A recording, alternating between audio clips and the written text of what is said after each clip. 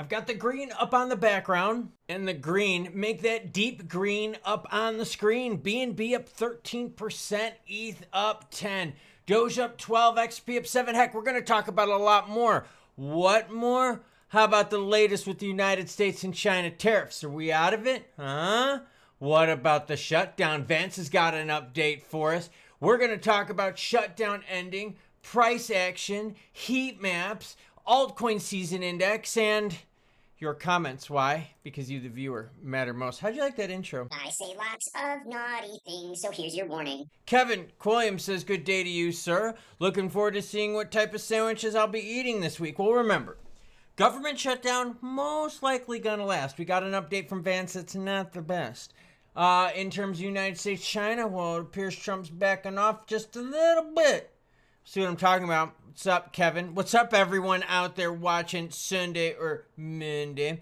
Chris Strong says Porsche 911s. Oh, shit, baby, talk dirty to me. Sticky buds. Oh, my God. Dogs. And listening to Klaus. Why? Because I like nice things. You crack me the capital F up. Keep doing what you do, my brother. Well, thank you so much, Chris Strong. And appreciate the comments. I pull them from random times of the day.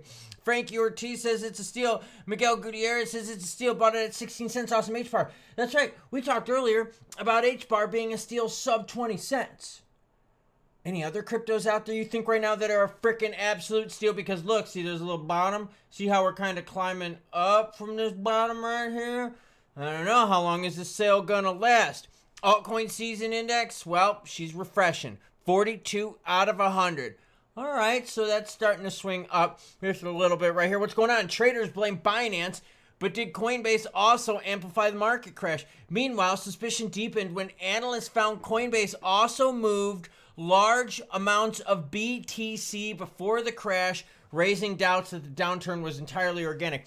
Not only is that coming out, more and more allegations are coming out that the crash was not only enhanced by the exchanges, but there was even collusion that the exchanges cooperated with each other and were like, yo, let's flush and make some money. And you're like, what do you mean make some money, Klaus?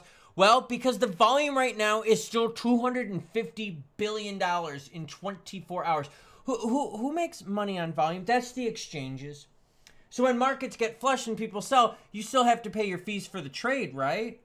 And all Binance knows and all Coinbase knows, they're moving crypto from this hand to this hand, this hand to this hand. But every time they move it from a hand, what happens? Oh, they make money. Volume 253 billion, $250 billion. Bitcoin soars beyond 114,000 and ETH spikes 6% as the US China tension eases. Ooh.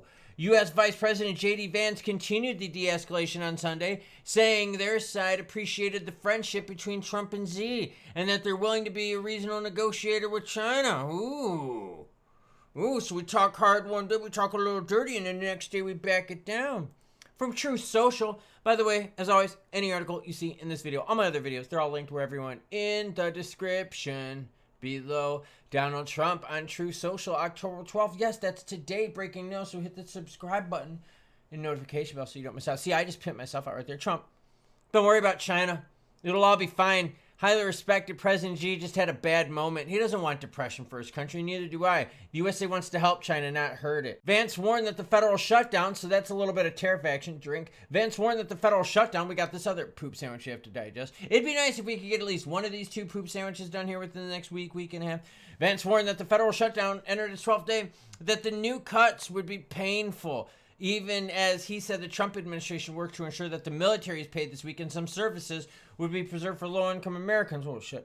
The longer this goes on, the deeper the cuts are going to be, Vance said. To be clear, some of these cuts are going to be painful. This is not a situation that we relish. Then why the fuck did you guys wait to the last minute? Well, why not do this like a month ago, get it started, and start like working through it so that you're like, oh, hey guys, the deadline is in a few weeks. You're like, oh, cool, we already got it ironed out. We just got to vote. Done. Nope, you wait till the last fucking minute. It's like kids in like a science fair project where you got to go get them the poster board and bullshit like that, and you need to get like the cotton balls, the googly eyes, and all that kind of shit. Be like, Timmy, when is this due? And he's like, tomorrow. And you're like, you little fucking bastard. When did the teacher give you the project? And he's like, 2 months ago. And you're like, dude, you wait till now? 7 p.m. after dinner? Little fucking punk bitch. I mean, you don't say that to Timmy, but that's what you're thinking in your head. To your little Timmy, your little kid, you're like, oh, okay, I love you, but you're still pissed. Like, that's what I'm saying. Like, so Vance can say whatever he wants. Trump can say whatever he wants. The Democrats, Republicans can say whatever they want. They knew this deadline was coming, and they still fucked it up. Shutdown-related layoffs to take effect within 60 days. Listen to this. There's a whole bunch of layoffs. Department of Commerce, 315 employees. Education, 466. Department of Energy, 187. Health and Human Services, 11 to 1,200. Holy shit. Anyways, this is all linked down below. It says, morale is bad. This makes it worse, Hatton said. You're targeting public servants that are nonpartisan. Yeah, and that's, again, who suffers during all these shutdowns? The people. Who suffers during the tariffs? The people. Government leaders are like, yeah, we're still going to get our paychecks. And they have so much fucking money anyways, it doesn't matter. Even if the government did shut down for a week, they could go without pay. You think anyone in the Senate's hurting and not get a paycheck for 2 weeks? Pfft, please. When will the government shutdown end? Well, pretty much the odds are damn near fucking 100%. Oh, after October 15th. Huh, interesting. Now the odds for November 15th are starting to climb. Interesting. So yeah, you had a big pivot that happened on the 2nd of October. And since then, about a week and a half, yep, it's gotten worse and worse and worse. And you can obviously see right here that chance of resolution, 4.6% by the 15th. No, so that's what we're seeing. Overall in the crypto market, like I said, we're climbing back. So how long is this sale going to last? Volume insano. Certain things are close to their all-time high. Bitcoin only 9% away from its all-time high. BNB only 4%. If you had BNB in your crypto bingo card, you are a freaking amazing person. XRP, for those watching, 34% away from all-time high. Tron's TRX 27% away. That's not too bad. ETH 17% away. So you got some players out there pretty close to all-time high. Some players bouncing back big time. In fact, BNB, look at this. BNB right now up 11% in the last 7 days. The only other player right now that's not a stablecoin that's up in the last, like, look at Mantle. Up 1%. Can't say that on the old YT. It's sitting at 0.39%. But look at BNB up 11. Looking at XRP, look at that. Still a sale comparative to what we've been dealing with here as of late. BNB, that's a chart that looks very, very different, doesn't it? Look at the 7-day. Look at the 7-day. BNB completely erased that loss. BNB hot before this. BNB afterwards. Hot. Volume insane, 9.92 billion for BNB. XRP, 9.7 billion. Little difference here. 7-day for XRP, down 14%. XRP has not clawed its way back to where it was before the crash-a-roni. BNB last 7 days, up 11%, above where it was before the crash. So certain things are moving, certain things are coming back, certain things are coming back more, and government shutdown bullshit and China, USA tariff bullshit. So don't get me wrong, we still get some good stuff coming up for crypto, but it appears that the ETFs might get delayed because we might have a shutdown that lasts up to those deadlines. Yeah, the deadlines for XRP's ETFs were the 18th to the 25th. Garmin tells me that's coming up. Yeah, see, it just said it's coming up. It literally just sent me the message. Hey, cost is coming up. So delay in ETFs, not good, but we'll still get them eventually, right? I mean, I hope we're good for that. Regs, same people discussing regs are the same people in charge of the all awesome government shutdown thing, so there's that shit sandwich for you.